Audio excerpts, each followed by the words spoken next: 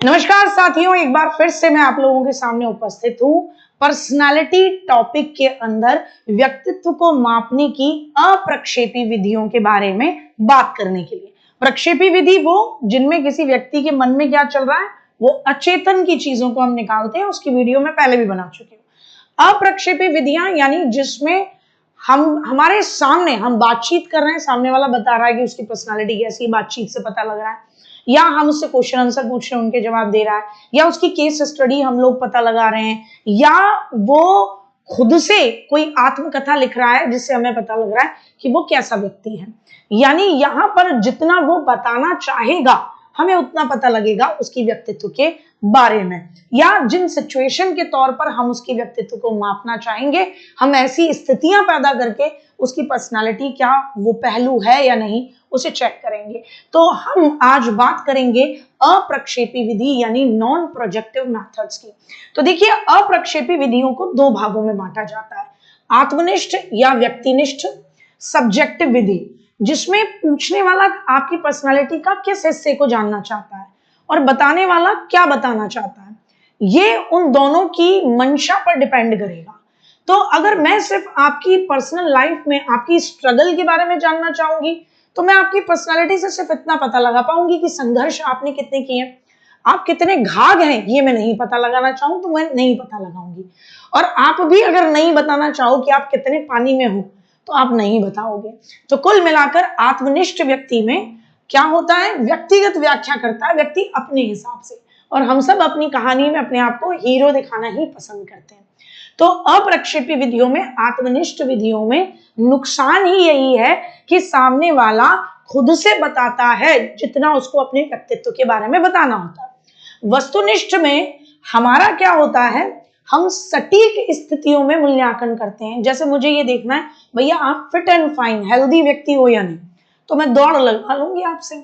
आपने कहा दीदी हम व्यक्तित्व से बहुत ईमानदार आदमी हैं, तो मैं कहूंगी ठीक है, तो एक दिन अपनी दुकान पर बैठाकर आपके सामने 10-12 लाख रुपए छोड़ के चले जाने हैं, बस मुझे परिस्थिति में पता लग जाएगा कितने ईमानदार हो।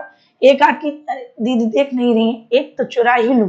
तो वस्तुनिष्ठ ऑब्जेक्टिव मेरा ये जानना था तुम्हारी पर्सनालिटी में कि ईमानदारी है या नहीं, और मैंने वो ऐसी स्थिति पैदा कर दी, अगर तुमने एक पत्ता भी उसमें से चुराया तो मैं समझ गई कि चोर औलाद है, और नहीं चुराया तो इसका मतलब ईमानदार है।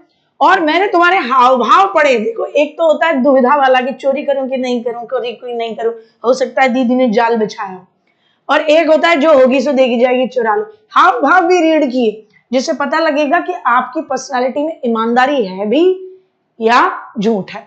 तो वो वस्तुनिष्ठ से। और आत्मनिष्ठ या व्यक्तिनिष्ठ, बताने वाला खुद से बताएगा अपनी पर्सनालिटी के बारे में। ठीक साहब, आ जाओ। तो आत्मनिष्ठ विधियों में पहली विधि है आत्मकथा विधि। आत्मकथा यानी ऑटोबायोग्राफी, इसे लाने वाले थे विलियम वुंट और उनके शिष्य टिचनर। आपको याद होगा आत्मनिष्ठ का मतलब अंतर्दर्शन विधि।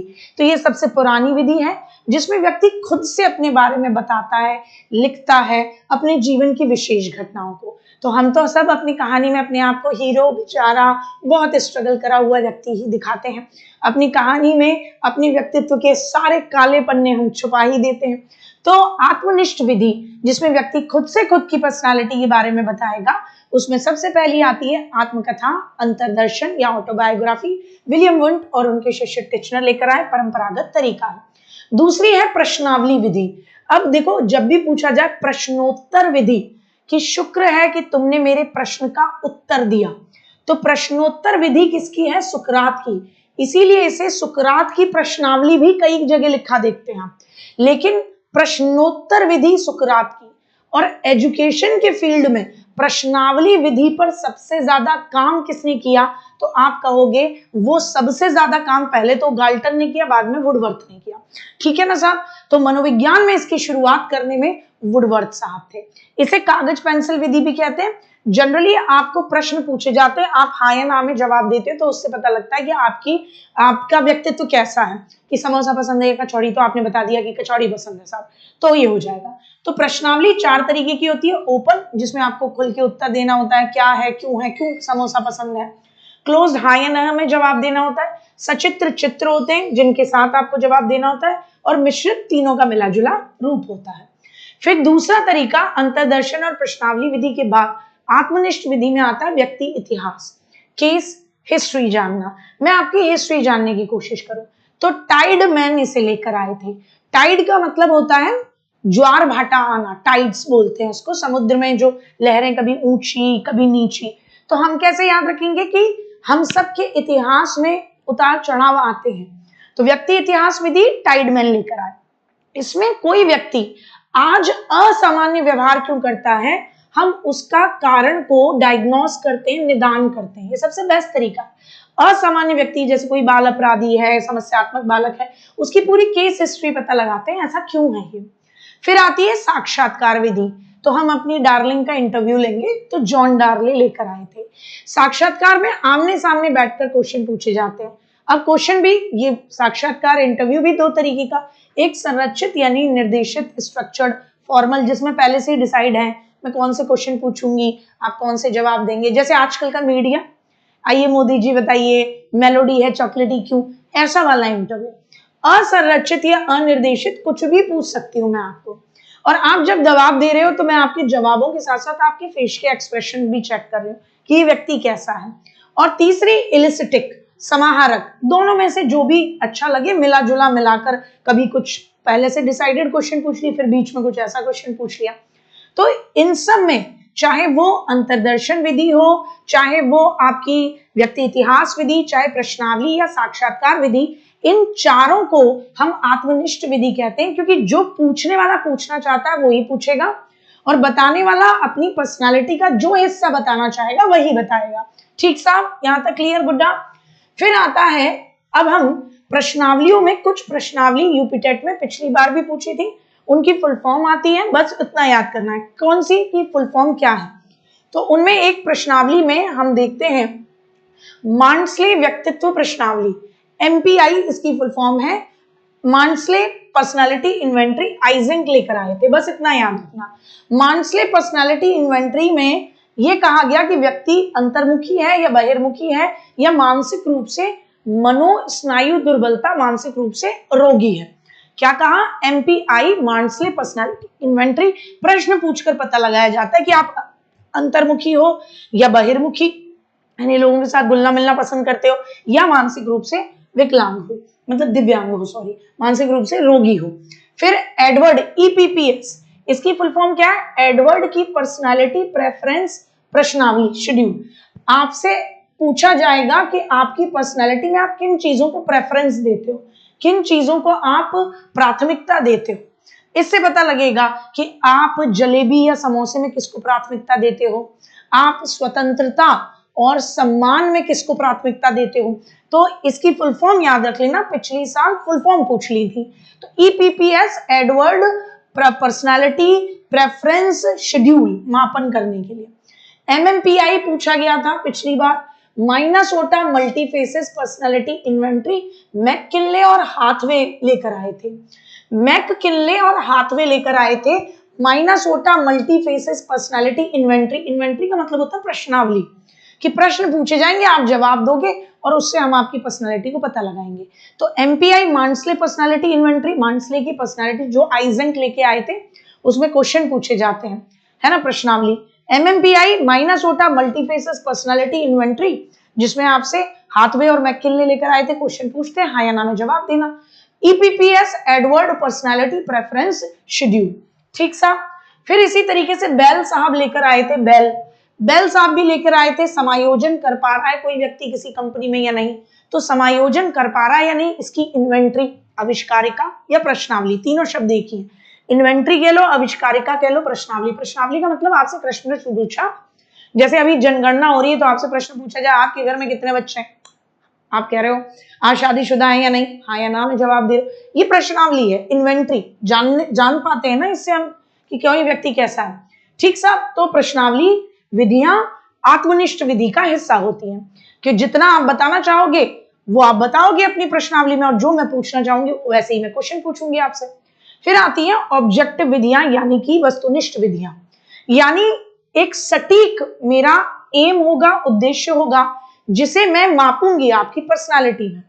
जैसे मुझे देखना है कि आप कितने एक्टिव हो पुलिस की जॉब में भर्ती होने के लिए। आपने कहा हम जान दे देंगे, हम चोरों को पकड़ पकड़ के मारेंगे। मैंने कहा ठीक बेटा जी। तो फिर मैंने आपसे सिंपली कहा कि दौड़ लगा दो, 1 मिनट में कितनी लगाते हो। तुम एकदम लाला जी की तरह फैल गए वहां पे। तो मुझे पता लग गया ये चोर के पीछे नहीं, चोर इसके पीछे भागेगा भाई साहब, चोर इसको लठा देगा, ये नहीं पुलिस वाला बन सकता। तो ये मेरा आपकी पर्सनैलिटी में जो मेरा ऑब्जेक्टिव उद्देश्य था उसको मैंने मापने के लिए वो टेस्ट लिया। तो उनमें से एक विधि आती है समाजमिति या सोशियोमेट्री विधि, जिसे वो लेकर आए थे जेएल मोरेनो। इसी के माध्यम से हमारे नाना जी ने, हमारे पापा जी खोजे थे कि इस समाज में आपके पापा जी के घर की प्रतिष्ठा, इज्जत, मान सम्मान कितना है। तो समाजमिति विधि से हम पता लगाते हैं किसी व्यक्ति की समाज में हैसियत कितनी है। कौन लेकर आए? JL Moreno. दूसरी निरीक्षण या अवलोकन विधि, ऑब्जर्व करते हैं। कौन लेकर आए? वॉटसन। आपके व्यवहार को मैं साफ देखकर ऑब्जर्व करूंगी, फिर पता लगाऊंगी आपकी पर्सनैलिटी में कैसा है। आपने कहा जी मैं तो बहुत सज्जन बच्चा हूं। मैंने कहा अच्छा ठीक है, कि मैं तो बजरंगबली जी की पूरे दिन भर पूजा करता हूं। मैंने कहा ठीक। फिर मैं देख रही हूँ कि वहां जाके क्या कर रहे हो, वहीं पे एकदम नाच रहे हो, दम मारो दम पर। मैं तुरंत समझ में आ गया बोलने में और करने में अंतर है। प्रत्यक्ष व्यवहार का अवलोकन करना कि किधर जा रहा है, वॉटसन लेकर आए थे।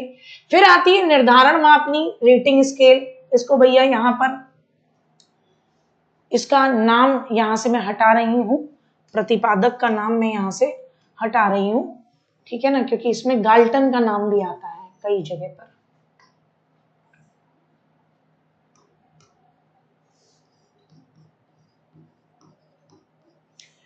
फिर आती है निर्धारण मापनी, रेटिंग स्केल। जैसे स्विगी जोमेटो ऐप हम इस्तेमाल करते हैं तो वो बोलते हैं मैम डिलीवरी कैसी थी, ठीक थी, है ना, आप ऐप पर क्या कर दीजिएगा, रेटिंग दे दीजिएगा। तो इसको गाल्टन साहब भी इससे जुड़े हुए हैं। इसको सबसे पहले लाने वालों में रेटिंग स्केल को कि 5 स्टार दो, 3 स्टार रेटिंग दो, गाल्टन साहब भी आते हैं और थस्टन साहब भी आते हैं और लिकर्ट साहब भी आते हैं। लिकर्ट साहब को भी आप रेटिंग स्केल से जोड़ते हो, लेकिन वो रुचि से जुड़ी हुई रेटिंग स्केल है कि किस चीज में आपकी रुचि ज्यादा है, उसको आप रेट करो, तो वो लिकर्ट की हो गई, है ना। ऐसे ही फ्रांसिस गाल्टन साहब की भी है और ऐसे ही थस्टन की भी है।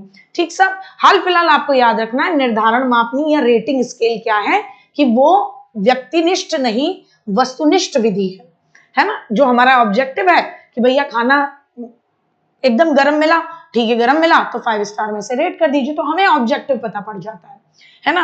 हम किसी रेस्टोरेंट को चुन रहे हैं तो उसकी रेटिंग के बेसिस पे चुन रहे हैं कि कस्टमर ने इसको कंफर्ट के मामले में कितनी रेटिंग दी है, खाने के मामले में कितनी रेटिंग दी है। तो जो हमारा उद्देश्य है हम उस उद्देश्य को जान पाएंगे। और चौथा आता है शारीरिक परीक्षण, जिसमें आप सेना में, आर्मी में जब लेते हो किसी को तो उसकी व्यक्तित्व में आप इस चीज का पता लगाने के लिए शारीरिक परीक्षण करते हो। फिर हो गया सिचुएशनल टेस्ट, कि भैया किसी व्यक्ति ने कहा मैं ईमानदार हूं, मैंने कहा ले बेटा 1 किलो सोना यहीं रखा है, जा वहां दिया अंकित चौधरी भैया को। रास्ते में अगर तुम लेकर फरार हो गए तो इसका मतलब तुम ईमानदार नहीं हो, तो मैंने परिस्थिति पैदा की और आपकी पर्सनालिटी में जो चीज मैं चेक करना चाहती थी वही वस्तुनिष्ठ ऑब्जेक्टिव चीज मैंने प्राप्त कर ली। ठीक है साहब, तो उम्मीद है मजा आया होगा। आप में से जो भी यूपीटेट के कंटेंट की तैयारी जबरदस्त तरीके से करना चाहता है, प्रखर बैच 2.0 के साथ जुड़े, टेट 20 कूपन कोड लगाएं और साथ ही साथ सुपर टेट की तैयारी के लिए भी अभी से जुड़े। आगे मिलेंगे अगली वीडियो में। अगर वीडियो पसंद आई हो तो लाइक करें, शेयर करें, चैनल पर पहली बार आए हो सब्सक्राइब करें। Bye bye, love you, take care, जय हिंद, जय भारत।